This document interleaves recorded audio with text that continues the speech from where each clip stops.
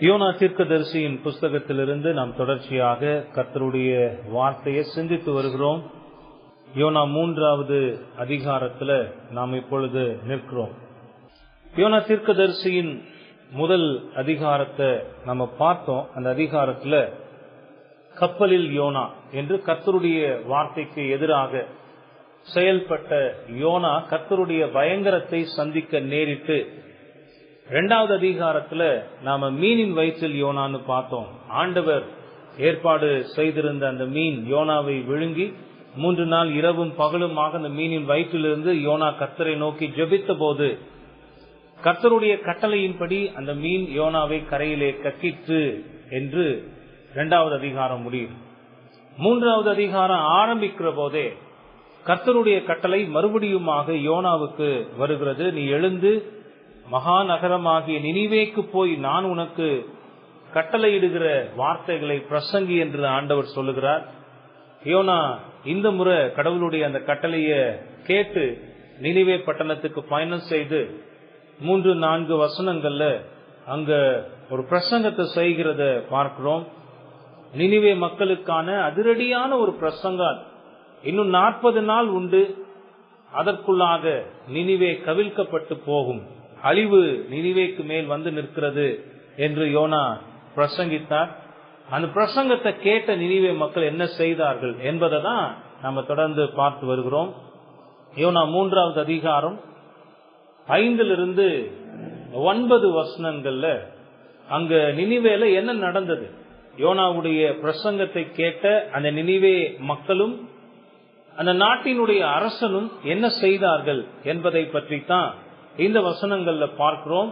இந்த அதிகாரம் முடியும் போது ஒரு அருமையான முடிவோடு முடிகிறது. 10வது வசனத்துல தேவனுடைய இரக்கத்தை நாம் பார்க்கிறோம். சென்ற வாரம் நாம 5வது வசனத்தை சிந்தித்து பார்த்தோம்.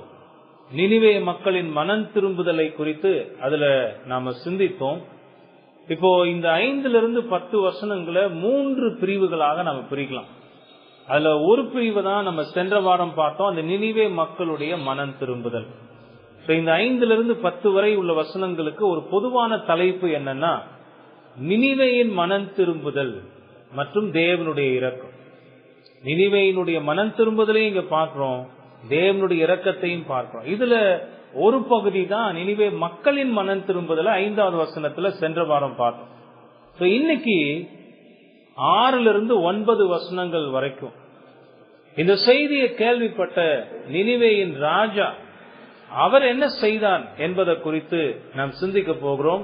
3வது பகுதி இவர்களுடைய செயல்களை எல்லாம் பார்த்த கர்த்தருடைய இரக்கம் எப்படி வெளிப்பட்டதுன்றத 3வது பகுதியாக பார்க்க போகிறோம்.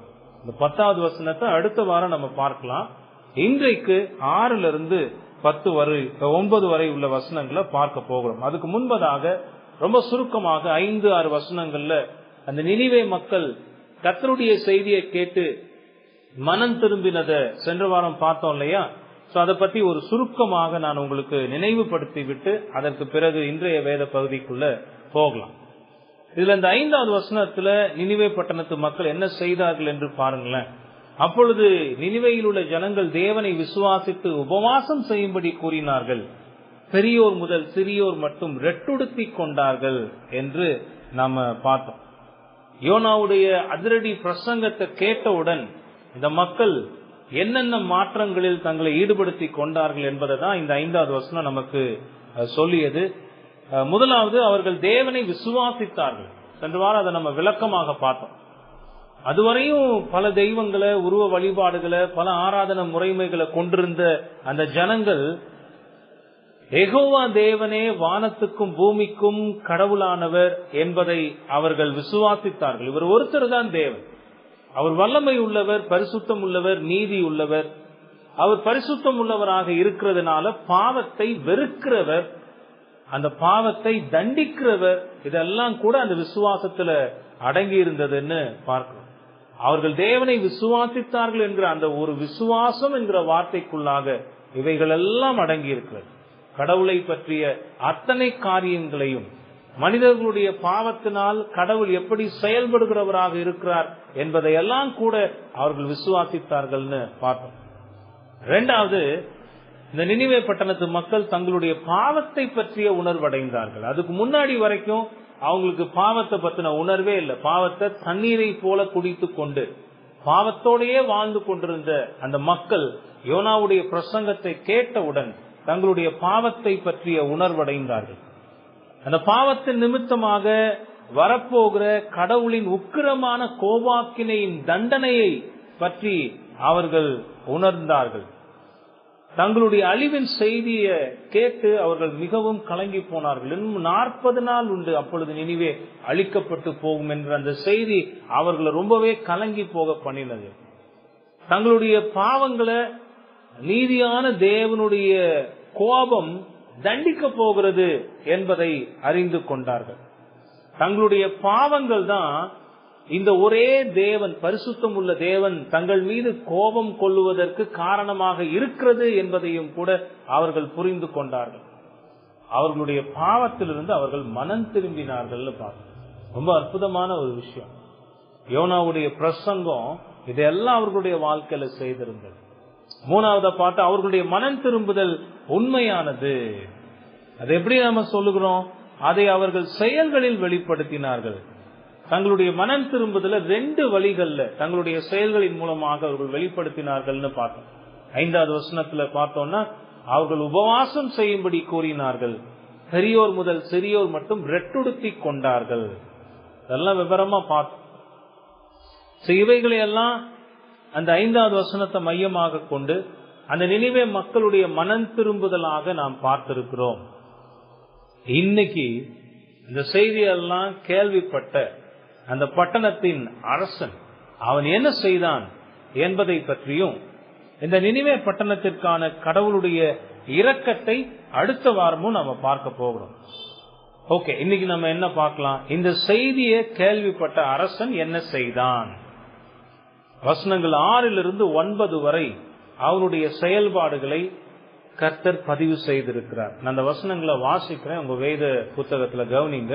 யோனா 3வது அதிகாரம் 6 - 9 வரை உள்ள வசனங்கள். இந்த செய்தி நினிவேயின் ராஜாவுக்கு எட்டின போது அவன் தன் சிங்காசனத்தை விட்டு எழுந்து தான் உடுத்தியிருந்த உடுப்பை கலற்றி போட்டு இரட்டை உடுத்திக் கொண்டு சாம்பலிலே உட்கார்ந்தான். மேலும் ராஜா தானும் தன் பிரதானிகளும் நிர்ணயம் பண்ணின கட்டளையாக நினிவேயிலெங்கும் மனுஷரும் மிருகங்களும் மாடுகளும் ஆடுகளும் ஒன்றும் ருசி பாராதிருக்கவும் மேயாமலும் தண்ணீர் குடியாமல் இருக்கவும் மனுஷரும் மிருகங்களும் இரட்டினால் மூடிக்கொண்டு தேவனை நோக்கி உரத்த சத்தமாய் கூப்பிடவும் அவரவர் தம் தம் பொல்லாத வழியையும் தம் தம் கைகளில் உள்ள கொடுமையையும் விட்டு திரும்பவும் கடவர்கள். யாருக்கு தெரியும், நாம் அழிந்து போகாதபடிக்கு ஒருவேளை தேவன் மனஸ்தாபப்பட்டு தம்முடைய உக்கிர கோபத்தை விட்டு திரும்பினாலும் திரும்புவார் என்று கூற சொன்னான். நாங்க அந்த அரசனுடைய செயல்பாடு. இந்த வசனங்களுக்கு நான் கொடுத்திருக்கிற தலைப்பு ஆச்சரியமான அரசனின் மனம் திரும்புதல். ஆச்சரியமான அரசனின் மனம் திரும்புதல், அல்லது இப்படி கூட வச்சுக்கலாம், அரசனின் ஆச்சரியமான மனம் திரும்புதல். ஏன் இந்த ஆச்சரியம் என்கிற வார்த்தையை இங்க நான் பயன்படுத்துகிறேன்றத இந்த செய்தியை விளக்குகிற போது நான் உங்களுக்கு சொல்லுகிறேன், நீங்க கவனிக்கலாம். இந்த வசனங்கள் எல்லாம் நம்ம பார்க்கிற போது நினிவேயின் அரசனுடைய செயல்கள் ஆச்சரியமாக இருக்கிறது. ஏன்னா இந்த நினிவே பட்டணம் ஒரு புறஜாதிகளின் பட்டணம். இஸ்ரவேலின் தேவனை தங்களுடைய தெய்வமாக கொண்டிராத ஒரு அந்நியர்கள்.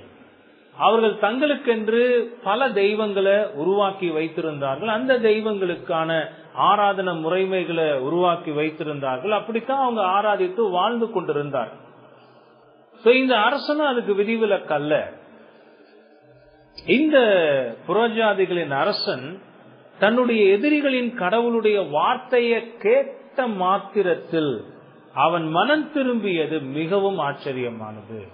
முதல் முறையாக தன்னுடைய வாழ்க்கையில வாழ்நாளெல்லாம் யாரை நாங்க எதிரியாக பாவித்து அவர்களோடு யுத்தம் செய்து சண்டை போட்டு அவர்களுடைய அழிவை தேடிக் கொண்டிருக்கிறோமோ அந்த எதிரி நாட்டினுடைய கடவுளுடைய செய்தியை கேள்விப்பட்டு அவன் உடனடியாக மனம் திரும்புகிறான். உங்களுக்கு புரியுதா அது ஏன் ஆச்சரியமானதுன்னு? அதனால அது ரொம்பவே ஆச்சரியமானது. இது அவன செயல, கடவுளுடைய செயல் அது நிச்சயமாக இருந்திருக்கு. எங்கெல்லாம் மனம் திரும்புதல் வருகிறதோ அங்கெல்லாம் கடவுளுடைய செயல் அற்புதமாக நிகழ்கிறது. சுவிசேஷத்தை ஒரு மனுஷன் தன்னுடைய காதுகளால கேட்க செய்கிறவரும் கர்த்தரே. அப்படி சுவிசேஷத்தை கேட்ட அந்த மனிதன் தன்னுடைய பாவத்தை உணர்ந்து பாவத்திலிருந்து மனம் திரும்பி தேவனை விசுவாசிக்க செய்கிறதும் அவரே. அவர் இல்லாம இந்த செயல் ஒருவனுடைய வாழ்க்கையிலே நடக்காது. இதை வேதம் தெளிவாக போதிக்கிறது. அநேகர் இதை நம்புகிறது இல்லை. மனம் திரும்புதல் மனிதனுக்குரியது. மனிதன் நினைத்தால் மனம் திரும்பலாம், மனிதன் நினைக்காவிட்டால் மனதை கடினப்படுத்தி கொண்டு கடவுளுக்கு எதிராக அவருடைய வார்த்தைக்கு கீழ்ப்படியாமல் போகலாம் என்று மனிதர்கள் நினைத்துக் கொண்டிருக்கிறார்கள். ஆனா அது உண்மை அல்ல, அது சத்தியம் அல்ல. வேதம் என்ன சொல்றது தெரியுமா? ஒரு மனுஷன் மனம் திரும்பணும்னா அங்க கடவுளுடைய உதவி இல்லாம அவனால மனம் திரும்ப முடியாது. பாவத்துல மரித்திருக்கிற மனிதனுக்கு கடவுள் உதவி செய்து அவனை உயிர்த்தெழ செய்யணும். அவனுடைய ஆத்மாவில் அவனை உயிர்த்தெழ செய்யணும். அது கடவுளுடைய செயல். இங்க இந்த அரசன் மனம் திரும்பி இருக்கிறான்னா அது ஆச்சரியமானதாக இருந்த போதிலும் அதற்கு பின்பதாக கடவுளுடைய செயல் இருந்திருக்கிறது. எந்த விதத்துல இது ஆச்சரியம்னு பாக்குறோம்னா, நாம் பிறந்ததிலிருந்து இந்த கடவுளை பத்தி கேள்விப்பட்டிருந்தாலும் கூட, கேள்விப்பட்டிருந்தாரோ கேள்விப்படலையோ இருந்தாலும் இப்ப முதல் முறையாக அவரிடத்திலிருந்து வந்த இந்த செய்தியை கேட்டு அவன் உடனடியாக மனம் திரும்பினது மட்டும் இல்ல, அந்த மனம் திரும்புதல தன்னுடைய செயல்கள்ல காண்பித்த விதம் ஆச்சரியமானது. அதனாலதான் அரசனுடைய ஆச்சரியமான மனம் திரும்புதலை இங்கு பார்க்கிறோம். இங்க என்ன நடக்குது? அரசனுக்கு ஒரு செய்தி சேருது. அரசன் எங்க உட்கார்ந்து இருக்கிறான்? ராஜா அவருடைய சிம்மாசனத்தில் கம்பீரமாக உடைகள் எல்லாம் அணிந்து கொண்டு அங்க அவருடைய சிம்மாசனத்துல உட்கார்ந்து இருக்கிறாரு. அப்போ அவருக்கு ஒரு செய்தி வருது. இந்த மாதிரி எபிரேய மனிதர்கள்ல ஒருத்தன் பட்டணத்துக்குள்ள இன்னும் 40 நாள் இருக்கு, அதுக்குள்ளாக நினிவே அழிக்கப்பட்டு போகும் என்று பிரசங்கிக்கிறான். அவனுடைய வார்த்தைகளை கேட்ட ஜனங்கள் எல்லாரும் கூட அழுது புலம்பி தங்களுடைய மேல ரெட்டை உடுத்தி கொண்டு உபவாசம் இருக்க சொல்லி ஜனங்களிடத்துல இப்படிப்பட்ட ஒரு மாற்றங்கள் நடந்து கொண்டிருக்கிறது என்ற செய்தி ராஜாவுக்கு போய் சேரு. இந்த அரசனும் கூட நாட்டில் நடக்கிற செய்திகளை பத்தி கேள்விப்படுகிறான். அவைகளை கேள்விப்பட்டு அதை விசாரிக்கிறான். என்ன நடந்தது, யார் அந்த மனுஷன், என்ன சொன்னா, ஏன் இந்த மாற்றம் வந்தது, இதெல்லாம் செய்தி சொன்னவர்களிடத்துல தெளிவாக கேள்விப்பட்ட மாத்திரத்தில் அவனுக்கு தன்னோட நிலை என்ன ஆக போகிறதுன்றது தெரியுது.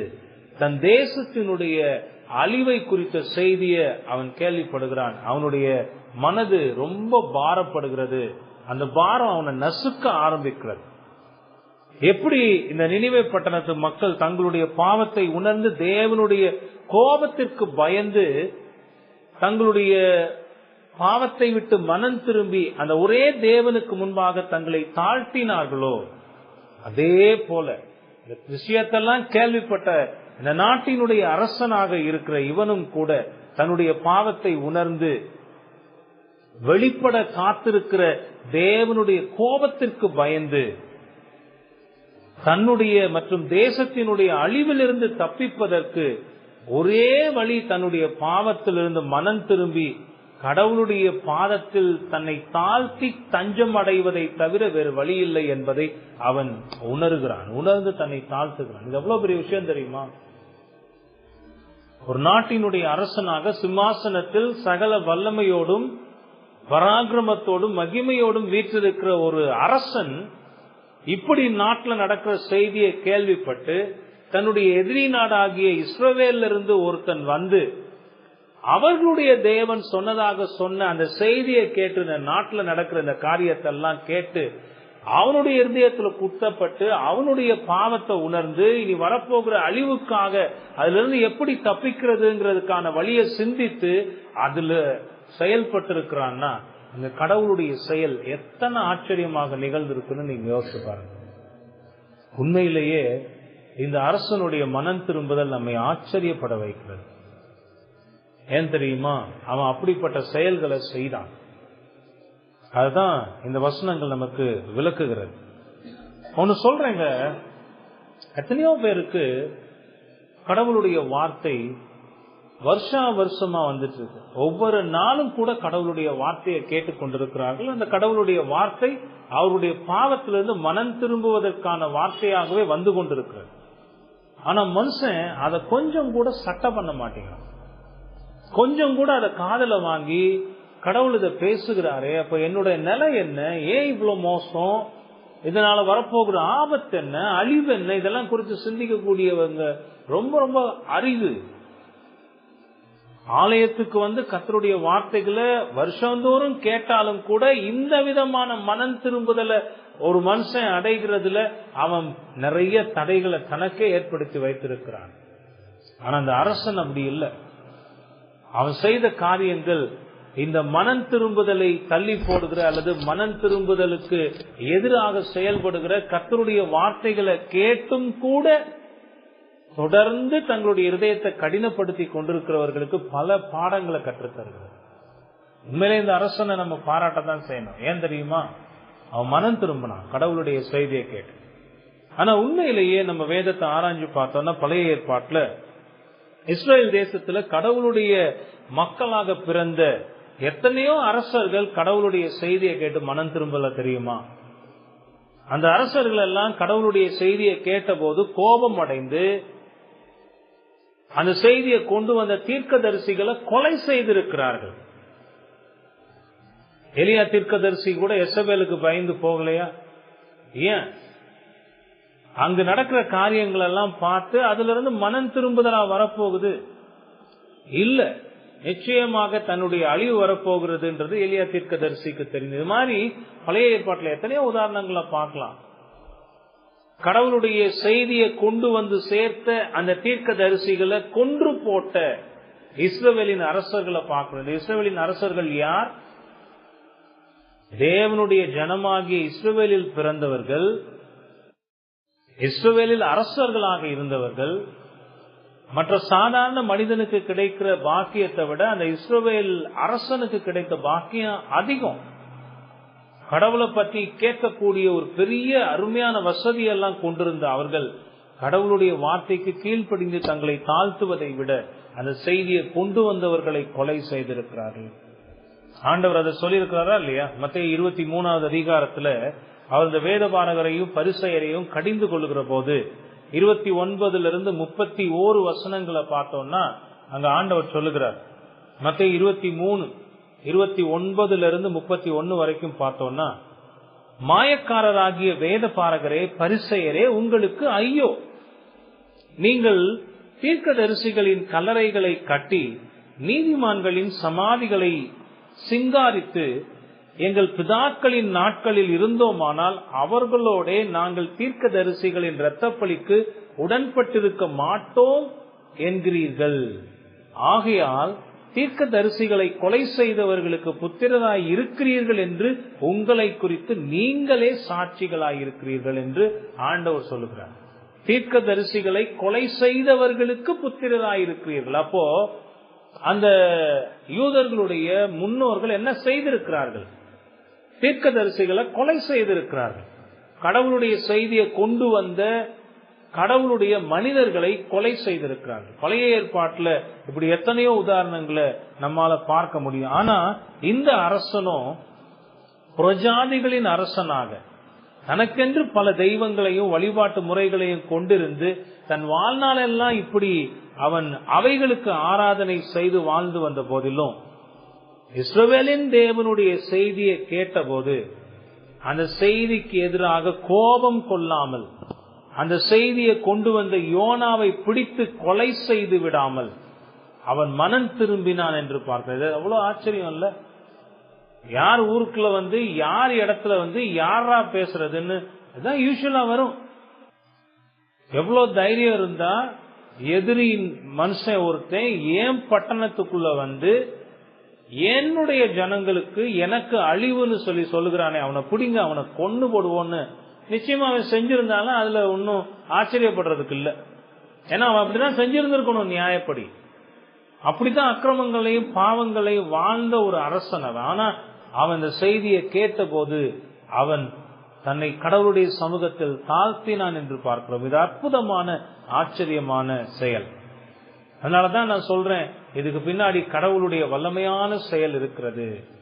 இவன் இந்த அளவுக்கு மனம் திரும்புவதற்கும் தன்னை தாழ்த்துவதற்கும் பல மாற்றங்களை தன்னுடைய வாழ்க்கையிலையும் நாட்டு மக்களுடைய வாழ்க்கையிலையும் கொண்டு வருவதற்கு ஆண்டவர் அங்கு கிரியை செய்திருக்கிறத நம்ம பார்க்கிறோம். சரி, இந்த அரசனுடைய மனம் திரும்புதல் எப்படிப்பட்டது, அதை எப்படி வெளிப்படுத்தினான்? 3 குறிப்புகள் அதை பார்க்க போகும். 3 குறிப்புகள். முதலாவது, அவனுடைய மனம் திரும்புதல் அவனிடத்தில் மாற்றத்தை கொண்டு வந்திருந்தது. அரசனிடத்திலேயே அந்த மாற்றம் வந்திருந்தது. 2வது, அவனுடைய மனம் திரும்புதல் எங்கு வரைக்கும் பறந்ததுன்னா தன்னுடைய மக்களிடத்திலும் மாற்றத்தை கொண்டு வர செய்தது. அதெல்லாம் அவன் தன்னிடத்தில் மாற்றத்தை கொண்டு வந்தான். 2வது, அவனுடைய மக்களிடத்தில் மாற்றத்தை கொண்டு வந்தான். 3வது, எதற்காக இப்படி செய்கிறேன் என்கிறதையும் கூட அவன் அறிவித்தான். 6வது வசனத்துல நம்ம பார்க்கிறோம் அவனிடத்தில் வந்த மாற்றம்.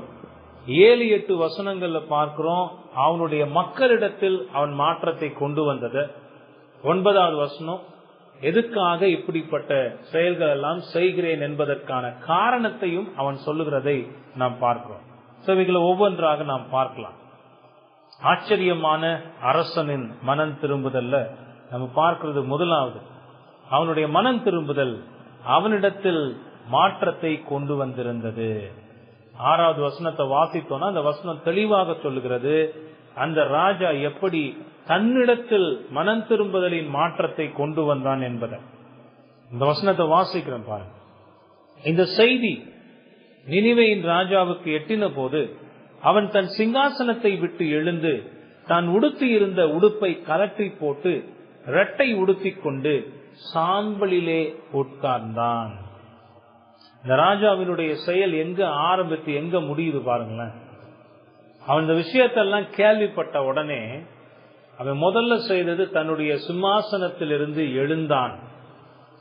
எழுந்து அவன் எங்க உட்கார்ந்தான்னு அங்க வேதம் சொல்லுதுன்னா சாம்பலில் உட்கார்ந்தான். ரெண்டுமே 2 எதிரெதிர் துருவங்கள். ஒன்னு மகிமையின் அடையாளம், இன்னொன்னு துக்கத்தின் அடையாளம். மகிமையாக தன்னுடைய சிங்காசனத்தில் வீற்றிருந்த அந்த அரசன் அந்த சிங்காசனத்தை விட்டு எழுந்திருந்து துக்கத்தின் அடையாளமாகிய சாம்பலில் போய் உட்கார்ந்து கொண்டான். இங்க அவன் சில செயல்களை செய்கிறான், அதெல்லாம் ரொம்ப ஆச்சரியமானது. அதெல்லாம் சாதாரணமாக எந்த ஒரு மனிதனும் செய்யவே முடியாது கடவுளுடைய செயல்கள் எல்லாம். முதலாவது அவன் என்ன செய்தான் தெரியுமா? தன்னுடைய சிங்காசனத்தை உதறி தள்ளிவிட்டான். அந்த சிங்காசனத்திலிருந்து எழுந்தான் என்றால் அந்த சிங்காசனத்தை அவன் உதறி தள்ளிவிட்டான். அதாவது தான் ராஜாவாக இருக்கிறேன் என்கிற அந்த கௌரவத்தை, உயர்ந்த கௌரவம், ஒரு நாட்டினுடைய மிக உயரிய மகிமையும் கௌரவமும் என்னன்னா அந்த ராஜா என்கிற அந்த பதவிதான். அவன் அதை உதறி தள்ளிவிட்டான். தான் ராஜா என்கிற அந்த உயரிய கௌரவத்தையும் அந்தஸ்தையும் தன்னுடைய பெருமையையும் அரசன் என்கிற அந்த கௌரவத்தையும் எல்லாவற்றையும் அவன் உதறி தள்ளிவிட்டான். எங்காவது பார்த்திருக்கிறீங்களா இப்படி? அரசனா இருக்கிற ஒருத்தன் தன்னுடைய பதவியையும் தன்னுடைய மரியாதையையும் தன்னுடைய கௌரவத்தையும் தன்னுடைய ஆளுமையையும் தன்னுடைய அதிகாரத்தையும் விட்டு அதெல்லாம் தூக்கி எறிந்ததை நீங்க பார்த்திருக்கிறீங்களா? உலகமே இந்த அதிகாரத்துக்காகவும் இந்த மரியாதைக்காகவும் இந்த கனத்துக்காகவும் தான் ஓடிக்கிட்டு இருக்கு. மனிதர்கள் ஒவ்வொருவரும் கூட ஏதோ ஒரு கோணத்துல இதைத்தான் தேடிக்கிட்டு இருக்கான். எனக்குன்னு ஒரு அந்தஸ்து இருக்கணும், எனக்குன்னு ஒரு மரியாதை இருக்கணும், எனக்குன்னு ஒரு கௌரவம் இருக்கணும், எனக்குன்னு ஒரு சிம்மாசனம் இருக்கணும், அந்த சிம்மாசனத்துல நானே ராஜாவாக உட்கார்ந்து இருக்கணும், யாரும் என்ன ஆளுகை செய்யக்கூடாது. நான் தான் என் வாழ்க்கைக்கு ராஜா. என் வாழ்க்கை எப்படி போகணும்னு நான் திட்டமிடணும், நான் அதிகாரம் செலுத்தணும். இதுதான் ஒரு மனுஷனுடைய இயல்பு. இவனை பாருங்க, உண்மையிலேயே ஒரு அரசன் அந்த சிம்மாசனத்தை உதறி தள்ளி விட்டான். அரசன் என்கிற அந்த நினைப்பை கூட தூக்கி எறிந்து விட்டான். எவ்வளவு பெரிய ஆச்சரியமான செயல்பாடு. இரண்டாவது அவன் என்ன செய்தான்னு பாக்குறோம், தன்னுடைய ராஜ வஸ்திரத்தை கலற்றி போட்டான். அரசர்கள் எப்படி ட்ரெஸ் பண்ணுவாங்கன்னு நம்ம பார்த்திருக்கோம், கேட்டிருக்கோம் தானே, நேர்ல பார்த்தது இல்லை. ஏன்னா அரசர்கள் வாழ்ந்த காலத்துல நம்ம வாழல. இருந்தாலும் இப்போ செல்வந்தர்களாக இருக்கிற அவர்கள் எப்படி எல்லாம் கூட ஆடைகளை அணிந்திருக்கிறார்கள் நம்ம பார்க்கிறோம். எவ்வளவு கிராண்டியரா இருக்கும்ல அவங்க ட்ரெஸ் எல்லாம், எவ்வளோ பகட்டா இருக்கும், எவ்வளவு விலை உயர்ந்ததா இருக்கும், பாக்குறதுக்கு எவ்வளவு அழகா இருக்கும்ல, எவ்வளவு நேர்த்தியா இருக்கும். அவ்வளவு விலை உயர்ந்த மரியாதையான ஒரு அரசன் போட்டிருக்கிற ட்ரெஸ் எப்படி இருக்குன்னு யோசிப்பாங்க. அந்த ஊர்ல அந்த நாட்டுல இருக்கிற எந்த மக்களும் போட முடியாத உயர்ந்த மதிப்புள்ள ஒரு ட்ரெஸ் தான் அரசன் போட்டிருக்கான். இந்த அரசன் என்ன செய்யறான் பாருங்க, தன்னுடைய ராஜ வஸ்திரத்தை கலட்டி போட்டான். பல அடுக்குல இருக்குங்க அந்த ராஜா போடுற ட்ரெஸ். அது எல்லாத்துக்கும் மேல பாத்தீங்கன்னா ஒரு ஆப்ரன் மாதிரி போட்டு ஒரு நூல் கட்டி பின்னாடி ராஜாக்கு பின்னாடி பாத்தீங்கன்னா அப்படி ஒரு நீளமா தொங்க பாத்துருவீங்களா. அரசன் அப்படி நடந்து போகும்போது அவனுடைய உடையே அவனுக்கு கம்பீரம். சிங்கத்துக்கு எப்படி பிடரி மயிர் கம்பீரமா இருக்கோ அது மாதிரி ஒரு அரசனுக்கு எது கம்பீரம்னா அவனுடைய ஆடை கம்பீரம். அந்த ஒன்னும் வேணாங்க, நீங்க அரசனுக்கு எல்லாம் போக வேண்டாங்க. 600 ரூபாய்க்கு ஒரு புது சட்டையை வாங்கி போட்ட உடனே நம்முடைய உடம்பு எப்படி மாறிடுது இல்ல, கண்ணாடியில இங்கிட்டு திரும்பி பாக்குறதும் அங்கிட்டு திரும்பி பாக்குறதும், அப்ப அந்த நடையே ஒரு மாதிரி மாறிடும். 600 ரூபாய் சட்டை நம்ம போடுற ட்ரெஸ் நம்ம எப்படி ஃபீல் பண்ண வைக்கும் தெரியுமா? கந்தலான ட்ரெஸ்ஸ போட்டோம்னா, அதனாலதான் முன்னோர்கள் சொல்லி வச்சிருக்காங்க, என்ன சொல்லி வச்சிருக்காங்க, ஆள் பாதி ஆடை பாதி. நீங்க போடுற ட்ரெஸ்ஸே உங்களுக்கு ஒரு வித கௌரவத்தை கொண்டு வந்து கொடுக்கும் தெரியுமா? ஒண்ணுமே இல்லாம இருந்து ட்ரெஸ்ஸை நீட்டா டீக்கா அப்படி பண்ணிட்டு போகும்போது, எப்பா ஒரு எவ்வளவு பெரிய பணக்காரரா இருப்பார் போல அப்படின்லாம் என்ன வைக்கும். சாதாரண நமக்கே இப்படி ஒரு பேண்ட் ஷர்ட்டை போட்டு இன் பண்ணி ஷூ எல்லாம் பாலிஷ் போட்டு அப்படி நடக்கும்போது என்ன வந்துரும்னா, ஒரு நமக்கே ஒரு செல்ஃப் எஸ்டீம்னு சொல்றோம்ல, ரொம்ப ஒரு மரியாதையா ஃபீல் பண்ணுவோம், ரொம்ப நான் நீட்டா இருக்கிறேன் அப்படிலாம். அந்த அரசனுக்கு எப்படி இருக்கும் யோசிச்சு பாருங்க. மேல் அங்கியெல்லாம் போட்டு கையில அந்த என்ன சொல்லுவோம் செங்கோல் அதெல்லாம் வச்சுட்டு அவர் அரசவையில நடந்து வரும்போது ராஜாதி ராஜ ராஜ கம்பீரன் ஒருத்தன் கத்திட்டே கிடப்பான். அங்கிருந்து அவர் அரசன் வருகிறார் வருகிறார் வருகிறார். எல்லாருடைய கண்ணும் எங்க இருக்குன்னா அரசனுடைய உடையில இருக்கும். அதுல தங்கம் இருக்கும், வெள்ளி இருக்கும், வைரம் இருக்கும், வைடூரியம் இருக்கும், நமக்கு பேரே தெரியாத எத்தனையோ அற்புதமான ரத்தின கற்கள் எல்லாம் பதிந்திருக்கும். 1 கிராம் தங்கம் வாங்குறதுக்கு தலையில போராடிட்டு இருக்கு. அரசனுடைய கிரீடத்திலையும் அவனுடைய உடையிலையும் விலை மதிப்பில்லாத தங்கம், விலை மதிப்பில்லாத ரத்தினங்கள், வைர கற்கள்.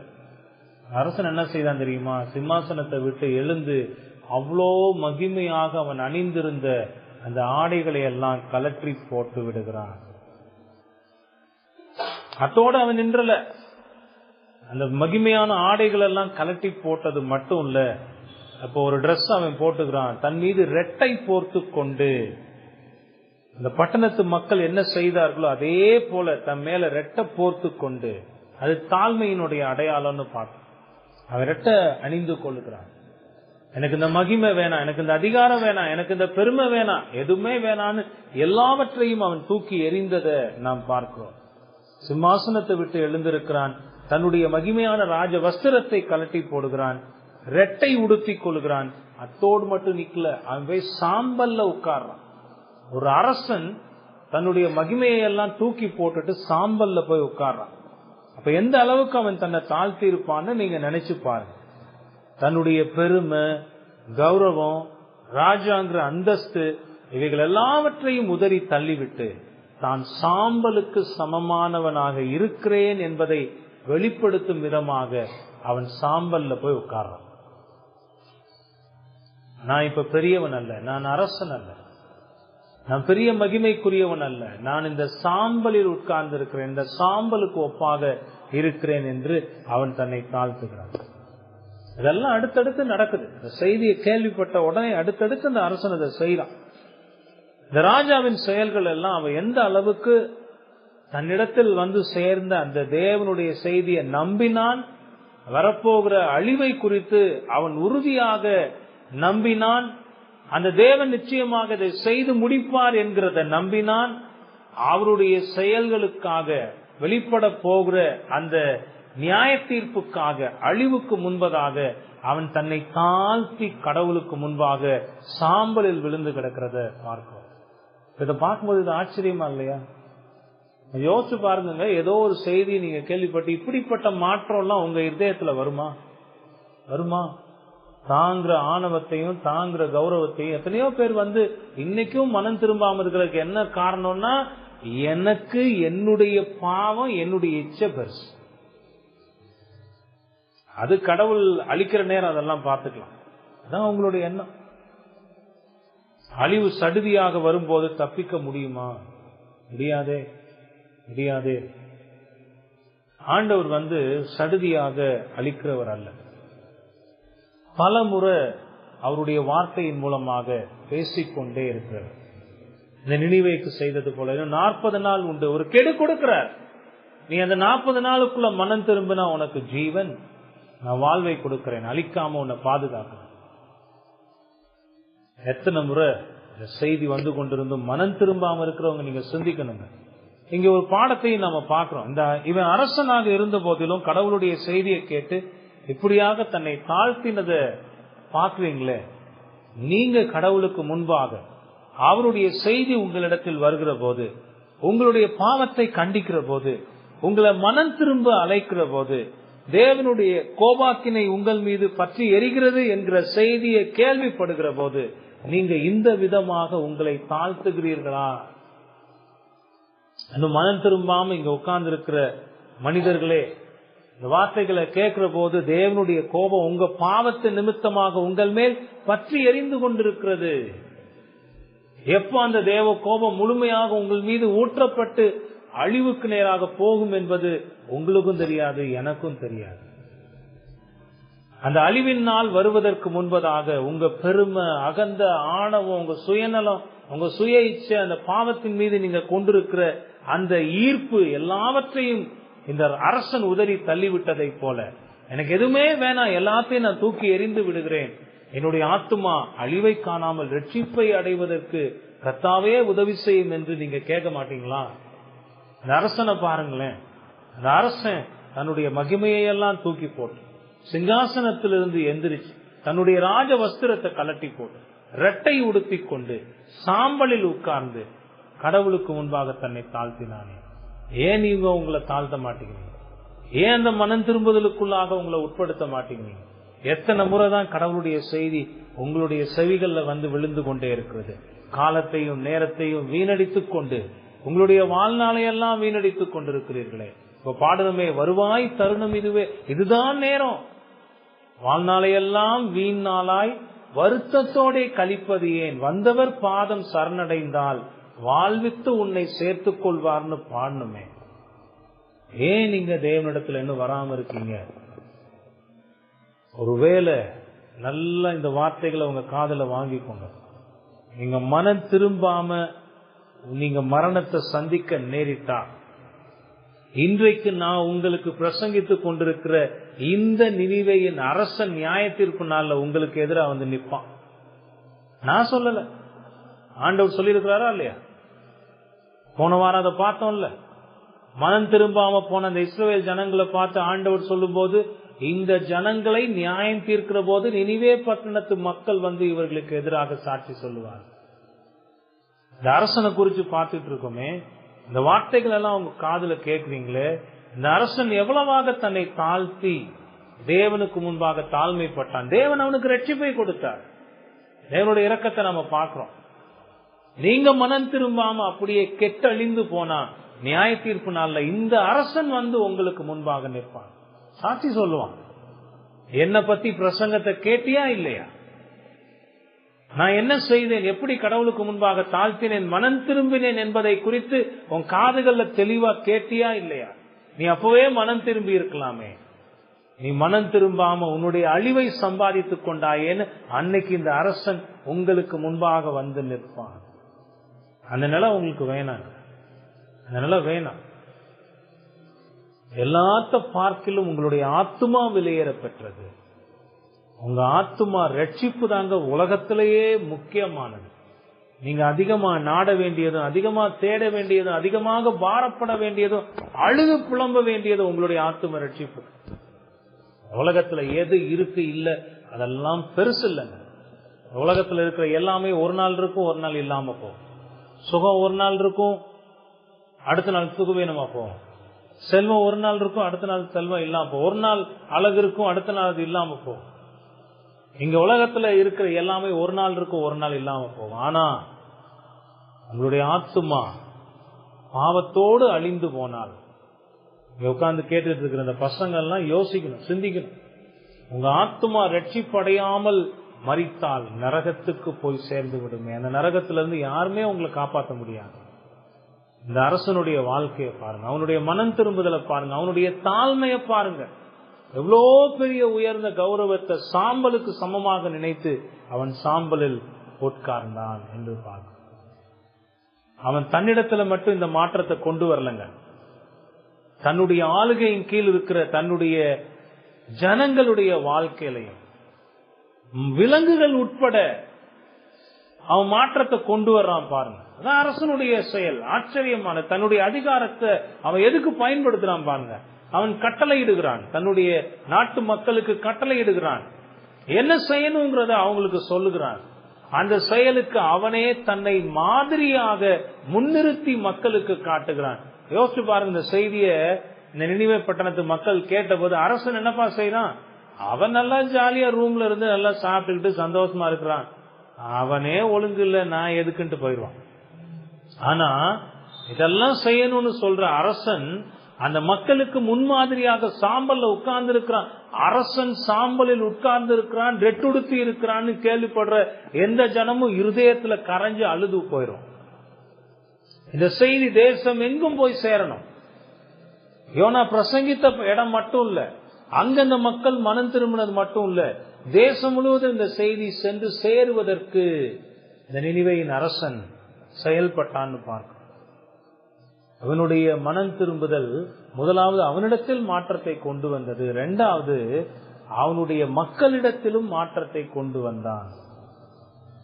அரசன் யோசிச்சு பார்க்கிற நிலைமை ரொம்ப மோசமா இருக்கு, அத உணர்றான். இப்ப போன 10 நாளைக்கு முன்னாடி இந்த திருநெல்வேலி தூத்துக்குடி மாவட்டத்துல எல்லாம் பாத்தீங்கன்னா பயங்கரமான மழை வெள்ளம் அதெல்லாம் கூட நம்ம பார்த்தோம். அந்த தூத்துக்குடி மாவட்டத்தில் இருந்த கலெக்டர் பேசின அந்த வாய்ஸ் மெசேஜ் நியூஸ்ல எல்லாம் போட்டிருந்தாங்க, நீங்க கேட்டிருக்கலாம். ரொம்ப சிச்சுவேஷன் வந்து ரொம்ப மோசம். உங்களுக்கு 4 மணி நேரம் தான் கெடு, இங்க நினிவே மக்களுக்கு 40 நாள் கெடு. அங்க அந்த தாமிரபரணி ஆறுல தண்ணி அதிகமா வந்து கரையோரங்கள் இருக்கிற ஏறக்குறைய 13 கிராமங்கள் நினைக்கிறேன், அதெல்லாம் நீர்ல மூழ்காம இருக்கிறதுக்கு உங்களுக்கு கெடு எவ்வளவு நேரம்? 4 மணி நேரம் கெடு. அந்த கலெக்டருடைய பதட்டத்தை பார்க்க முடிஞ்சது அந்த வாய்ஸ் மெசேஜ்ல. நீங்க என்ன செய்வீங்களோ ஏது செய்வீங்களோ தெரியாது, 4 மணி நேரத்துல எல்லா மக்களையும் அப்புறப்படுத்துங்க. வரப்போகிற அந்த நடக்க போகிற சம்பவம் ரொம்ப மோசமான சம்பவமாக இருக்க போகிறது. அவர் சொன்ன மாதிரி இருந்துச்சா இல்லையா? செய்திகள்ல பாக்குறோம், 150 வருஷமா இப்படி ஒரு மழையும் இப்படி ஒரு வெள்ளமும் பார்த்ததே இல்லை. திருநெல்வேலி பஸ் ஸ்டாண்டு முழுசும் பார்த்தா, அந்த பக்கம் எல்லாம் போய் வந்திருக்கிறேன் நான். ஒரு பாலத்துல இறங்கி போன அந்த பஸ் ஸ்டாண்டு, பாலத்துக்கு மேல இருந்து வீடியோ ட்ரோன் ஷாட் எடுக்கிறோம், பார்த்தா பஸ் எல்லாம் மூழ்கி இருக்கு, காரெல்லாம் தண்ணிக்குள்ள மூழ்கி இருக்கு, பஸ் எல்லாம் மூழ்கி இருக்கு. பல அடிக்கு 6 அடிக்கும் மேல தண்ணி நிறைந்து கிடக்கிறது. அப்ப அந்த அதிகாரியினுடைய பதட்டத்தை பாத்தீங்களா? வரப்போகிற அழிவை யோசித்து முன்னெச்சரிக்கையாக அவர் சொல்லும் போது, உயிர் பலி ஒண்ணு கூட வரக்கூடாது, உயிர் சேனை ஒண்ணு கூட வரக்கூடாது, மக்களை எல்லாம் காப்பாத்துங்க. அதே ஒரு அர்ஜென்ட்டை தான் இங்க இந்த நினிவேயின் அரசனும் அவன் வெளிப்படுத்துகிறான்.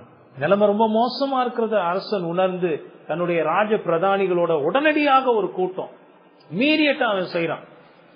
அவங்களெல்லாம் அழைத்து அனுப்பி நடந்துட்டு இருக்கிற காரியத்தை பத்தியும் நீ நம்ம என்ன செய்யணுங்கிறத பத்தியும் ஒரு டிஸ்கஷன் அங்க நடக்குது. அதன் அடிப்படையில சில முக்கியமான முடிவுகளை அரசன் எடுக்கிறான். அந்த முடிவுகள் எல்லாவற்றையும் ராஜ கட்டளையாக தன்னுடைய மக்களுக்கு உடனடியாக சென்று சேரும் வகையில அவன் வழி செய்கிறான். அவன் சொல்லியிருப்பான், எப்படி எப்படி நீங்க ஜனங்களிடத்துல போக முடியுமோ, எத்தனை பேர் கிளம்ப முடியுமோ, தேசம் முழுவதுமாக பறந்து செல்லுங்கள், ராஜ கட்டளையை கொண்டு சேருங்கள் என்று அந்த அதிகாரிகளை துரிதப்படுத்தி இருப்பான். 7-8 வசனங்களை பாருங்க, அதை நாம பார்க்கிறோம். மேலும் ராஜா, ஏன் மேலும்னு வருது? 6வது வசனத்தை, அவன் தன்னை தாழ்த்தினான், தன்னிடத்தில் மாற்றத்தை கொண்டு வந்தான், அத்தோடு நின்று விடவில்லை, அதனோடு கூடுதலாக மேலும் அரசன் என்ன செய்கிறான் பாருங்க, தானும் தன் பிரதானிகளும் நிர்ணயம் பண்ணின கட்டளையாக நினிவேயில் எங்கும் மனுஷரும் மிருகங்களும் மாடுகளும் ஆடுகளும் ஒன்றும் ருசி பாராதிருக்கவும், மேயாமலும் தண்ணீர் குடியாமல் இருக்கவும், மனுஷரும் மிருகங்களும் ரெட்டினால் மூடிக்கொண்டு தேவனை நோக்கி உரத்த சத்தமாய் கூப்பிடவும், அவரவர் தம் தம் பொல்லாத வழியையும் தம் தம் கையில் உள்ள கொடுமையையும் விட்டு திரும்பவும் கடவர்கள் என்று ராஜ கட்டளையாக அனுப்புகிறார். 4 காரியம் அந்த கட்டளையில இருக்கு. முதலாவது என்ன தெரியுமா? நினிவேயில் எங்கும் மனிதர்கள் மட்டுமல்ல, மிருகங்கள் கூட, மாடுகளும் ஆடுகளும் எதையும் சாப்பிடக்கூடாது, தண்ணி குடிக்க கூடாது. எவ்வளோ ஒரு கஷ்டமான ஒரு செயல் பாருங்க. அந்த உபவாசத்தை பத்தி நம்ம பார்க்கும்போதெல்லாம் நான் சொல்லிடுறேன், அது செய்யக்கூடாது, சாப்பிடக்கூடாது, தண்ணி குடிக்க கூடாது. ராஜாவோட கட்டளை. என்ன செய்யணுமா? மனுஷரும் மிருகங்களும் தங்களை ரெட்டினால் மூடிக்கொள்ள வேண்டும். தேசத்தில் இருக்கிற எல்லா உயிரினங்களும் பாகுபாடு இல்லாம வித்தியாசப்படுத்தாத, மிருகங்களை விட்டுறாத, மிருகங்களுக்கு சாப்பாடு கொடுத்துறாத, மிருகங்களுக்கு தண்ணி கொடுத்துறாத, மிருகங்கள் சாப்பிட்டு கொழுத்து போக வேண்டாம். மிருகங்கள் சாப்பிட்டு கொழுத்து இருக்கிறத பார்த்தா உனக்கு மிருகங்களை சாப்பிடணும்னு ஆசை வரும். இந்த ஆசையெல்லாம் தூரப்படுத்து. உன் வீட்டுல ஆடு வளர்க்குறியா, ஆட்டு மேல ரெட்டை போட்டு சாக்க போட்டு ஆடோட சேர்ந்து நீயும் சாக்க போத்தி உட்கார்ந்து அழு. அரசனுடைய கட்டளை. மாடு வளர்க்குறியா, மாடு மேல ரெட்டை போட்டு மாடுக்கு சாப்பாடு வைக்காத, தண்ணி கொடுக்காது, ஒன்னும் சாப்பிடக்கூடாது, ஒன்னும் குடிக்க கூடாது, நீயும் சாப்பிடக்கூடாது, நீயும் குடிக்கக்கூடாது, ரெட்டை உடுத்திக்கும். இதெல்லாம் செஞ்சுட்டு என்ன செய்யணுமா? 3வது, தேவனை நோக்கி உரத்த சத்தமாய் கூப்பிட வேண்டும். உன்னுடைய அழுகை, உன்னுடைய கூக்குரல், உன்னுடைய பெருமூச்சு, உன்னுடைய அங்கலாய்ப்பு, வரப்போகிற அழிவை நினைச்சு நீ கர்த்தரை நோக்கி கதறு, கத்து, உரத்த சத்தமாய். உன் வாயை மூடிக்கிட்டு இருக்காத, அமைதியா இருக்காத. அரசன் கட்டளையிட்டு விட்டார், நான் சாப்பிடக்கூடாது, நான் தண்ணி குடிக்க கூடாது, அதனால நான் பேசாம ரெஸ்ட்ல படுத்து நான் தூங்கிடுறேன்னு தூங்காத. வரப்போகிற அழிவை நினைச்சு பார்த்து நீ உரத்த சத்தமாய் அந்த அழிவை கொண்டு வரப்போகிற அந்த தேவனை நோக்கி நீ கூப்பிடு. அதோட மட்டும் இல்ல, 4வது சொல்றான் பாருங்க, எல்லாரும் உங்களுடைய பொல்லாத வழிகளை விட்டு விலகுங்கள், உங்க கையில இருக்கிற கொடுமையெல்லாம் அகற்றுங்க. நீ இவ்வளவு நாளும் செய்த அந்த பாவத்தை விட்டு இந்த நேரத்துல மனம் திரும்பு, கடவுளிடத்துல ஓடிவா, கடவுளை நோக்கி கதருங்க, உரத்த சத்தமாய் அந்த தேவனை நோக்கி கூப்பிடுங்கள்னு அரசன் கட்டளையிட்டு அனுப்புகிறான். யோசிச்சு பாருங்க, அங்க எவ்வளவு வேகமா, எவ்வளவு துரிதமா, எவ்வளவு பரபரப்பா அந்த செயல்கள்லாம் நடந்திருக்கும். யோசிச்சு பாருங்க, அரசன் வாழ்ந்த அந்த அரண்மனையில எவ்வளவு பதட்டம் இருந்திருக்கும். அந்த பட்டணம் முழுவதுமாக இந்த செய்தியை கேட்டவர்களுடைய காதுகள் எல்லாம் எவ்வளவு இடியா விழுந்திருக்கும். அவங்களுடைய வாழ்க்கை எல்லாம் எவ்வளவு பதட்டமாயிருக்கும். அந்த தேசமே அன்றைக்கு உரத்த சத்தத்தோடு கூக்குரலிடக்கூடிய ஒரு நாளாக அந்த நாள் இருந்தது. அரசன் தீவிரித்து செயல்பட்டு ஜனங்களிடத்தில் இப்படிப்பட்ட மனம் திரும்புதல் இருக்கும்படியாக இந்த செய்தியை கேள்விப்பட்டவர்கள் மட்டும் இல்ல, தேசமெங்கும் இருக்கிற அத்தனை ஜனங்களும் வரப்போகிற அழிவிலிருந்து தங்களை காப்பாற்றிக் கொள்வதற்கு தங்களை தாழ்த்தி உபவாசித்து ரெட்டுடுத்தி தேவனை நோக்கி உரத்த சத்தமாய் கதறி தங்களுடைய பாவத்தை விட்டு விலக வேண்டும் என்று அவன் கட்டளையிட்டு அனுப்புகிறான். எவ்வளவு பெரிய மாற்றம் பாருங்க. அவனுடைய வாழ்க்கையில மாற்றத்தை பார்க்கணும், தேசத்துல அவன் மாற்றத்தை கொண்டு வந்தான். இது ரொம்ப முக்கியமான பாடத்தையும் கூட நமக்கு கற்றுத்தருகிறது. இந்த மக்களும் அரசனிடமிருந்து வந்த கட்டளைய தங்களுடைய பாரமாக எடுத்துக்கொண்டு அரசன் என்னென்னலாம் செய்ய சொன்னானோ அதையெல்லாம் தங்களுடைய வாழ்க்கையில அவங்க செய்திருக்கிறார்கள். அவங்க உபவாசித்து விலங்குகள் மீதும் தங்கள் மீதும் ரெட்டை போர்த்து கொண்டு தேவனை நோக்கி உரத்த சத்தமாக கூப்பிட்டு தங்களுடைய பொல்லாத வழிகளை விட்டு அவர்கள் மனம் திரும்பினார்கள். வார்த்தைகளை கேட்கிற நீங்க ஒரு விஷயத்தை உணர்ந்துக்கோங்க. தேவனே எல்லாவற்றிற்கும் மேலான அரசனாக இருக்கிறார். வேதம் சொல்லுது, அவர் அரசர்களுக்கெல்லாம் அரசர், ராஜாதி ராஜா. அவரிடமிருந்து வெளிப்படக்கூடிய கட்டளை என்ன தெரியுமா? அவர் தொடர்ந்தும் சொல்லுகிறது, உன் பாவத்திலிருந்து மனம் திரும்பி மனம் திரும்புதலின் வாழ்க்கையை வாழுங்கள் என்பதுதான். அன்னைக்கு அரசன் கிட்ட, நினிவே பட்டணத்து அரசன் கிட்ட இருந்து வந்த அந்த செய்தியை கேட்டு அந்த பட்டணத்தார் மனம் திரும்பினார்கள். அந்த அரசனுடைய கட்டளையை கேட்டார்கள், அதுக்கு கீழ்ப்படிந்தார்கள், அதன்படி செய்தார்கள். இன்றைக்கு உங்க மேல இருக்கிற ஒரு பெரிய பொறுப்பு, அரசர்களுக்கெல்லாம் அரசனாக இருக்கிற அந்த கடவுளிடம் இருந்து வரக்கூடிய இந்த செய்தி, உங்க பாவத்திலிருந்து மனம் திரும்புங்கள், மனம் திரும்புதலின் வாழ்க்கையை வாழுங்கள் என்று அவர் கட்டளையிடுகிறார். இயேசு ராஜாதி ராஜாவாக இந்த கட்டளையை கொடுக்கிறார். இந்த கட்டளையை கேட்டு நீங்க மனம் திரும்பினா வாழ்வடைவீர்கள். மனம் திரும்புங்க, மனம் திரும்புங்க. ஆண்டவர் நிச்சயமா மனம் திரும்புகிறவர்களுக்கு அவர் உதவி செய்வார். அன்னைக்கு நினிவே பட்டணத்து மக்களுக்கு உதவி செய்தது போல இன்னைக்கு நீங்க மனம் திரும்பினா உங்களுக்கும் அவர் உதவி செய்வார்.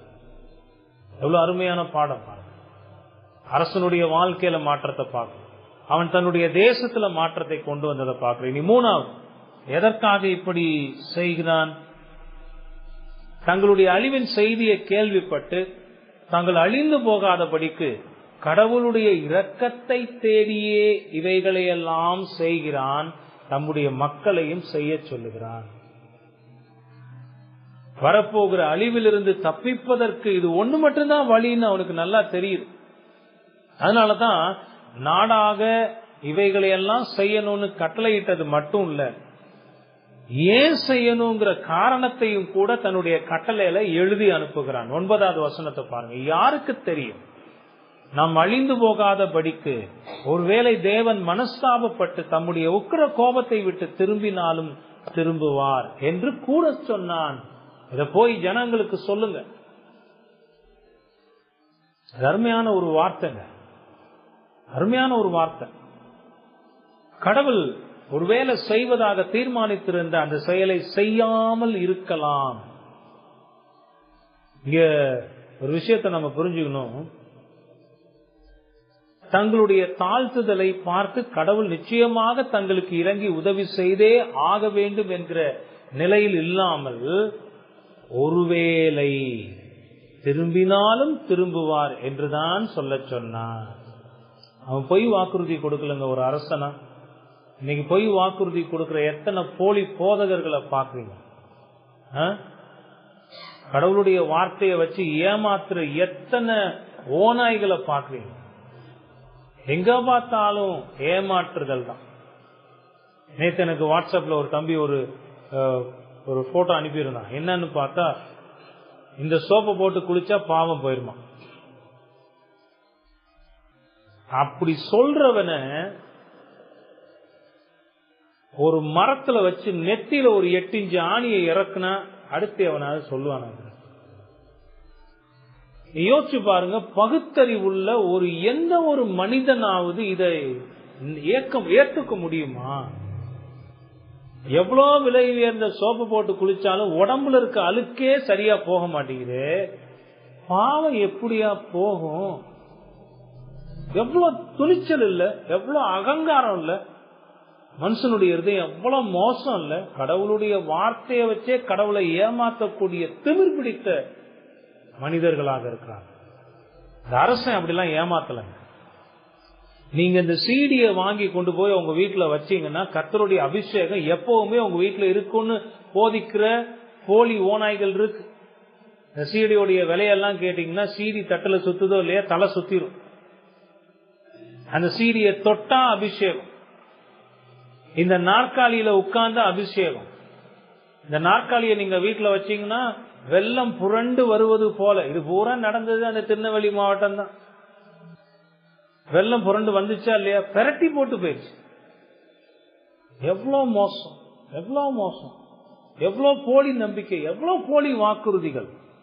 ஜனங்களும் அதை கேட்டு கொஞ்சம் கூட சிந்திக்காம அப்படியே ஏமாந்து போறாங்க. ஆனா இந்த அரசன் அவன் ஏமாத்தலைங்க. அதனால இந்த அரசன் எனக்கு ரொம்ப பிடிச்சிருக்கு. இந்த அரசன் எனக்கு ரொம்ப பிடிச்சிருக்கு. இந்த அரசன் என்ன சொல்றான் பாருங்க, நாம இப்படிலாம் தாழ்த்தினா நிச்சயமா கடவுள் என்ன செஞ்சிருவாரு, நம்மளை அழிக்க மாட்டாரு அப்படின்னு அவன் வாக்குறுதி கொடுக்கல. அவன் சொல்ற வார்த்தையை பாருங்க, ஒருவேளை திரும்பினாலும் திரும்புவார். அதை நம்ம உறுதியா சொல்ல முடியாது, செய்யறது அவருடைய வேலை. ஆனா நீங்களும் நானும் என்ன செய்யணுமோ அதை செய்வோம். நாம் நம்மை தாழ்த்துவோம். அவர் இரக்கப்பட்டு நமக்கு ரட்சிப்பை கொடுத்தால் வாழ்வோம். இல்லையா, அவர் அழிக்கணும்னு முடிவு பண்ணிருந்தா அழிந்து போவோம். தாங்க அந்த அரசனுடைய ஸ்டேட்மெண்ட். என்ன ஒரு அற்புதமான ஸ்டேட்மெண்ட் இல்ல அது, என்ன ஒரு ஆச்சரியமானது. அதனாலதான் சொன்னேன், அவனுடைய மனம் திரும்புதல் ஆச்சரியமான. வாயிலிருந்து வந்த வார்த்தைகளை பாருங்க, ஒருவேளை தேவன் மனஸ்தாபப்பட்டு நம்ம இப்படிலாம் தாழ்த்துக்கிறோம், நம்ம தாழ்த்துறத பார்த்து ஒருவேளை அவர் செய்யாம விட்டாலும் விடலாம். யாருக்கு தெரியும்? இப்படிதானே ஆரம்பிக்கிறான். யாருக்கு தெரியும்? எனக்கும் தெரியாது, உங்களுக்கும் தெரியாது, வந்திருக்கிற யோனாவுக்கும் தெரியாது. ஆனா யோனாவுக்கு இருதயத்துல ஒரு சின்ன ஒரு ஓரத்துல இருந்துச்சு. ஏன்னா அடுத்த அதிகாரத்துல நம்ம அதை பார்ப்போம். யோனாவுக்கு தெரியும், எங்க மனம் திரும்புதல் வருதோ அங்க ரட்சிப்பு ஆண்டவர் கொடுப்பாருன்றது யோனாவுக்கு தெரியும். ஆனா இவங்களுக்கு தெரியாது, அரசனுக்கும் தெரியாது, மக்களுக்கும் தெரியாது. இங்க இருந்து ஒரு பாடத்தையும் கத்துக்கிறோம். என்ன பாடம் தெரியுமா? அந்த அரசன் நமக்கு ஒரு பாடத்தை கத்துத்தரான்.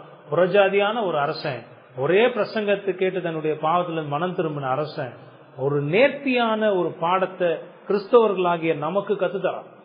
என்ன பாடம் தெரியுமா? எனக்கு ஒரு காரியம் ஆகணுங்க, நான் நினைச்சது நடக்கணுங்கன்றதுக்காக கடவுளுக்கு முன்பாக தன்னை தாழ்த்துவது போல நடித்து கொண்டிருக்கிற, எப்படியாவது கடவுளிடம் இருந்து இந்த காரியத்தை சாதித்துடணும்னு நினைக்கிற மக்கள் அவர்கள் கடவுளுக்கு எதிராக செயல்படுகிறார்கள் என்பதை இந்த அரசன் உணர்த்துகிறான், ஒரு பாடமாக முன்வைக்கிறான். எப்படியாவது நான் ஜெபம் பண்ணி, நான் உபவாசம் இருந்து, இதை செய்து அதை செய்து என் சரீரத்தை ஒடுக்கி ஜெபத்துல கண்ணீரா விட்டு அழுது இரவும் பகலுமாக நான் உபவாசம் இருந்து எப்படியாவது நான் என் ஆண்டவருடைய மனதை மாத்தி நான் நினைச்சதை சாதிச்சிருவேன்னு நினைக்கிற அந்த மக்களுக்கு இந்த அரசன் சொல்லுகிற செய்தி என்ன தெரியுமா? நீ கடவுளுக்கு எதிராக செயல்படுகிறாய், நீ கடவுளுக்கு எதிராக செயல்படுற. யாராவது அப்படி ஒருவேளை உங்க வாழ்க்கையில இது நடக்கணும்னு விரும்புவீங்க, இதுதான் நடக்கணும்னு ஆசைப்படுவீங்க, இப்படி நடந்தாதான் அது நல்லா இருக்கணும்னு நினைப்பீங்க. அதுக்காக உடும்பு பிடி ஆண்டவர்கிட்ட போய், ஆண்டவரே இப்படித்தான் நடக்கணும், ஆண்டவரே இப்படிதான் நீங்க செய்யணும் ஆண்டவரே அப்படின்னு உட்கார்ந்து அழுது ஜெபம் பண்ணி, ஒருவேளை உபவாசம் எல்லாம் கூட இருந்து ஜெபம் பண்ணா நீங்க கடவுளுக்கு எதிராக செயல்படுகிறீர்கள். புறஜாதி அரசன் இந்த பாடத்தை கற்றுக் கொடுக்கிறான். அவன் என்ன சொல்றான் தெரியுமா? நான் என்ன செஞ்சாலும் எதை செஞ்சாலும், தன்னை எப்படி தாழ்த்தினாலும், நான் என்னை எப்படிதான் வருத்தி கொண்டாலும், என்னுடைய செயல்களின் அடிப்படையில் கடவுளிடமிருந்து ரட்சிப்பு கிடைக்காது. அவனுடைய ஸ்டேட்மெண்ட். நான் என் சிம்மாசனத்தை விட்டு எந்திரிச்சிடலாம், என்னுடைய தேவ அந்த ராஜ வஸ்திரத்தை எல்லாம் கூட நான் கலட்டி வச்சிடலாம், என்னுடைய உடம்புல ரெட்டை போர்த்து கொண்டு சாம்பல்ல உட்கார்ந்து சாம்பலை என் மேல புழுதி போல தூற்றி கொண்டு நான் எவ்வளவாக என்ன செய்தாலும் என்னுடைய செயல்களின் அடிப்படையில் ரட்சிப்பு எனக்கு கிடைக்காது. என்னுடைய செயல்கள் எல்லாம் பார்த்து கடவுள் செய்வேன் என்று சொன்ன காரியத்தை செய்யாமல் விட்டு விடுவாருன்னு அவர் சொல்லல. அவனோட வாழ்க்கையில தானே பார்த்தோம்.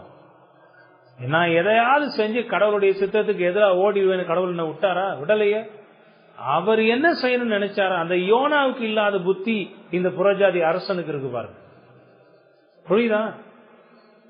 உங்களுக்கு புரியுதாங்க? அப்ப ஜெபம் பண்ணும்போது எப்படி ஜெபம் பண்ணும்? எப்படி ஜெபம் பண்ணும்? ஆண்டவரே இதெல்லாம் இருக்கு, இது இருந்தா நல்லா இருக்கும்னு நான் நினைக்கிறேன், இருந்தாலும் என்னுடைய ஆசை, என்னுடைய விருப்பம், என்னுடைய ஆதங்கம், என்னுடைய எதிர்பார்ப்பு இப்படி இருக்கணும்னு இருந்தாலும் கூட, இப்படி நடக்கணும்னு நான் ஆசைப்பட்டாலும் கூட, உம்முடைய சித்தப்படி நீங்க செய்யுங்க ஆண்டவரே, உம்முடைய சித்தப்படி செய்யுங்க ஆண்டவரே. இந்த அரசன் சொல்லலையா, ஒருவேளை திரும்பினாலும் திரும்புவார். அது மாதிரிதான் நம்முடைய ஜெபம் இருக்கணும்.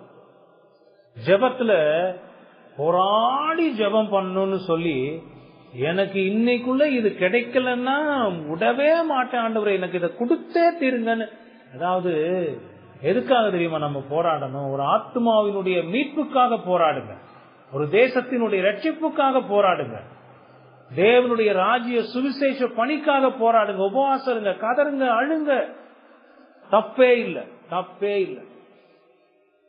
நாளைக்கு மதியம் எனக்கு பிரியாணி தான் வேணும், பிரியாணி இல்லைன்னா நான் சாப்பிடவே மாட்டேன், எங்க இருந்தாவது எனக்கு பிரியாணியை ஏற்படுத்தி கொடுங்க ஆண்டவரே, அதுக்காக நான் இன்னைக்கு முள்ள சாப்பிடாம இருக்கேன் ஆண்டவரேன்னு இருந்து ஜெபம் பண்ணாதீங்க. அது தேவனுடைய சித்தத்துக்கு எதிரான. நீங்க எந்த நேரம் எதை சாப்பிடணும்னு அவர் தீர்மானித்து வைத்திருக்கிறார். நிறைய பேருக்கு என்ன கவலைன்னா, நாளைக்கு என்ன செய்யறது, அடுத்த வாரம் திங்கட்கிழமை என்ன செய்யறது, நைட் ஆனா பகல்ல என்ன செய்யறதுன்னு கவலை, பகலானா நைட் என்ன செய்யறதுன்னு கவலை. உங்களுக்கு தெரியுமா, நீங்க சாப்பிடுற சாப்பாட்டெல்லாம் உங்க வாழ்நாள் முழுவதும் மெனு போட்டு வச்சிருக்கிறார் ஆண்டவர். அவருடைய மெனுல ஒண்ணு கூட தப்பாது. பிரியாணி சாப்பிடணும்னு ஆசையா போய் கடைசியில இடியாப்பத்தை சாப்பிட்டு வந்ததெல்லாம் இருக்கு. ஆசைப்பட்டா எனக்கு பிரியாணி கிடைச்சிருமா? இல்லையே.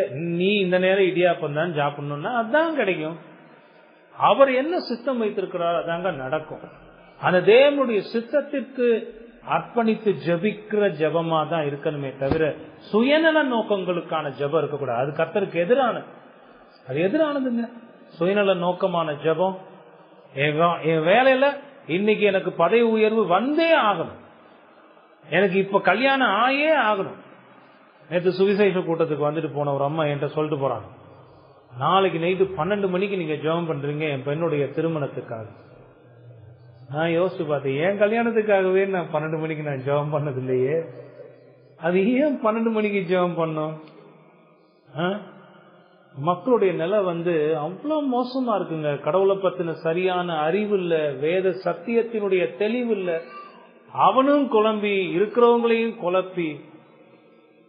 ஆனா அந்த அரசன் அப்படின்னா இல்ல. அவன் பாருங்க ரொம்ப தெளிவா சொல்றான், ஒருவேளை தேவன் திரும்பினாலும் திரும்புவார். ஜெபம் அப்படிதான். இயேசு கிறிஸ்துவ பாருங்க, அவர் எப்படி ஜெபம் பண்ணார் பாருங்க. மத்தேயு 26:39 கெத்செமனே தோட்டத்துல அவர் ரொம்ப பெருமூச்சோடு அவருடைய வியர்வையின் பெருந்துளிகள் இரத்தத்தின் பெருந்துளிகளாக சிந்தி அவர் அவ்வளவு வியாகுலப்பட்டு தேவனை நோக்கி ஜெபம் பண்ணுகிற போது 39வது வசனத்துல மத்தேயு 26:39 சற்று அப்புறம் போய் முகம் குப்புற விழுந்து, என் பிதாவே, அங்க ஒரு உறவை பாருங்க, என் பிதாவே, என்னுடைய தகப்பனே, இந்த பாத்திரம் என்னை விட்டு நீங்க கூடுமானால் நீங்கும்படி செய்யும், ஆகிலும் என் சித்தத்தின் படி அல்ல உம்முடைய சித்தத்தின் படியே ஆக கடவது என்று ஜெபம் பண்ணினார். பாத்தீங்களா? என் விருப்பம் இல்ல, இந்த பாத்திரம் என்னை விட்டு நீங்க கூடுமானால் நீங்கட்டும், ஆனாலும் நீங்கன்னா நல்லதுதான். ஏன்னா அந்த செப்பரேஷன், கடவுள் பிதா குமாரனாக இடைவிடாமல் பிரியாமல் இருந்த அந்த திரித்துவ தேவனுக்குள்ளாக இந்த மனிதர்களுடைய பாவத்தை தன் மீது ஏற்கிறதின் நிமித்தமாக ஒரு பிரிவு வரப்போகுது. அவரால் தாங்க முடியல. நிறைய பேர் என்ன சொல்லுவாங்கன்னா, இயேசு கிறிஸ்து அடிபட போகிறத நினைச்சு, உடல்ல சரீரத்துல வரப்போகிற துன்பத்தை நினைச்சு, சிலுவையில் அடிக்க போகிறத நினைச்சு அவர் வேதனைப்பட்டார். கிடையாது, கிடையாது. அவர் சரீர வேதனைகளுக்காக ஒருபோதும் அவர் செவிக்கல. இந்த பாவங்கள் எல்லாம் ஒட்டுமொத்த அவருடைய மக்களுடைய பாவங்கள் எல்லாம் அவர் மீது சுமத்தப்பட்ட அந்த பாவ சுமையின் காரணமாக பிதாவினுடைய முகம் மறைக்கப்படுகிறது. அவரால் அதை பொறுத்துக்கவே முடியல. ரொம்ப நெருக்கமானவங்க பல மாசம் வெளியூருக்கு போறதுன்னு சொல்லி கிளம்பி போன அந்த இருதயம் என்ன வேதனை போடல. அனுபவிச்சிருக்கீங்களா? அப்படி பஸ்லயோ ட்ரெயின்லயோ அனுப்பும் போது அந்த முகத்தை பார்த்து ஓடி ஓடி ஓடி பார்த்துட்டு இருதயம் ரொம்ப அங்கலாய்க்கும், அழும். சாதாரண மனுஷ பாவ பிறவிகள், நமக்கே இப்படிப்பட்ட ஒரு உணர்வு.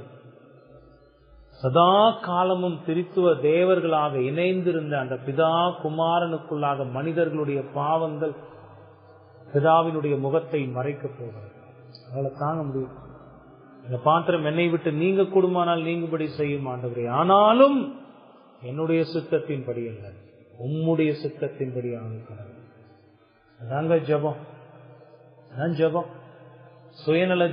சுயநல நோக்கங்களுக்காக கடவுளிடத்துல விடாப்பிடியாக நீங்க ஜெபம் பண்ணீங்கன்னா அது கடவுளுக்கு எதிரானதுங்கிறத புரிஞ்சுக்கோங்க. அது உங்களுக்கு நன்மையாகவும் அமையாது.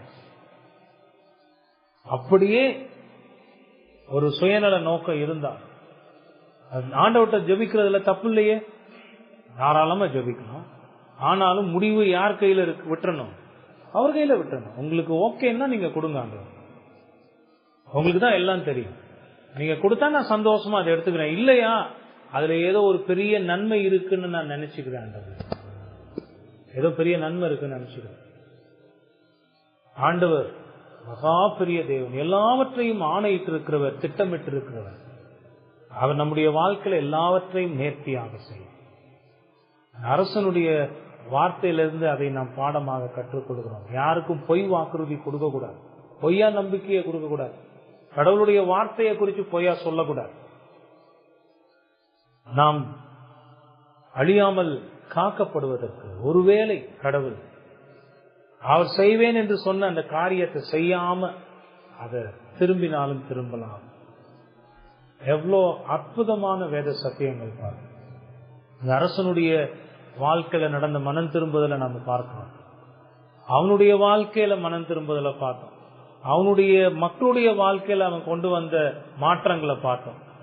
இதெல்லாம் எதுக்காக செய்யறேன்றதையும் மக்களுக்கு சொன்னதையும் நம்ம பார்த்தோம். இதுல எத்தனை பாடங்களையும் நம்ம பார்த்திருக்கோம். யோசிச்சு பாருங்க. இந்த வார்த்தைகள்லாம் உங்க காதுல கேட்டு உங்க இருதயத்துல சிந்தித்து பாருங்க. இந்த கர்த்தருடைய நாள்ல வீட்டுல நீங்க இருக்கும்போது இந்த வசனங்களை மறுபடியும் மறுபடியும் வாசித்து, இந்த பிரசங்கத்தை மறுபடியும் கேட்டு உங்க இருதயத்துல நீங்க தவறா நினைச்சு வச்சிருக்கிற காரியங்கள், தவறா செய்து கொண்டிருக்கிற காரியங்கள் எல்லாவற்றையும் மாற்றுங்க. உங்களுடைய வாழ்க்கையை தேவனுடைய சித்தத்துக்கு ஒப்பு கொடுங்க. தேவனே, என்னுடைய வாழ்க்கையின் மூலமாக உம்முடைய நாமம் மகிமைப்படட்டும் ஆண்டவரே. என்னுடைய சுய இச்சைகளும் என்னுடைய சுயத்தை திருப்திப்படுத்தக்கூடியதாக இல்லாமல் நீங்க எனக்கு இரக்கம் பாராட்டு. நீங்க மனம் திரும்பாம இருக்கிறவர்களுக்கான செய்தி அதிகமாகவே வந்திருக்கு. ஆண்டவர் மனம் திரும்புவதின் அவசியத்தை மறுபடியுமாக இன்றைக்கு உங்களோடு பேசி இருக்கிறார். வார்த்தைகளை கேட்டிருக்கிற நீங்க உங்க பாவங்கள் அந்த மனம் திரும்பி ஆண்டவராகிய இயேசு கிறிஸ்து கிட்ட வாங்க. அவர் உங்களுக்கு ரட்சிப்பை கொடுப்பார். ஆண்டவருடைய மக்களா இருக்கிற நீங்க இந்த அரசன் இருந்து கற்றுக்கொள்ள வேண்டிய பாடங்கள் எல்லாம் கற்றுக்கொள்ள உங்களை கடவுளுக்கு முன்பாக தாழ்த்தி உங்க குடும்ப தலைவர்களாக இருக்கிறவர்கள் பொறுப்போடு உங்களுடைய குடும்பத்தை நடத்துகிறதுல கவனம் செலுத்தி எல்லா இடத்திலும் தேவ பக்தியும் தேவ பயமும் நிறைந்திருக்கிற விதத்துல கவனத்தோடு பார்த்து கொண்டு தேவனுடைய சித்தத்துக்கு ஒப்பு கொடுத்து வாழுங்க. உங்க வாழ்க்கையின் மூலமாக தேவன் நாமம் மகிமைப்படும். இதெல்லாம் நடந்துச்சு இல்ல, இதெல்லாம் நினிவேல நடந்துச்சு. பரலோகத்துல என்ன நடந்துச்சுன்னு அடுத்த வாரத்துல பார்க்கலாம். இதெல்லாம் பார்த்து கொண்டிருந்த தேவன் என்ன செய்தார்? ஒரு பரபரப்பான சூழல், எல்லாவற்றையும் பரலோகத்துல இந்த சிம்மாசனத்தில் வீற்றிருந்த தேவன் பார்த்து கொண்டிருந்தார். அவர் என்ன செய்தார்? இதை நம்ம அடுத்த வாரம் பார்க்கலாம். தேவன் தாமே இந்த வார்த்தைகளை ஆசீர்வதிப்பாராக. நாம் ஜெபிப்போம்.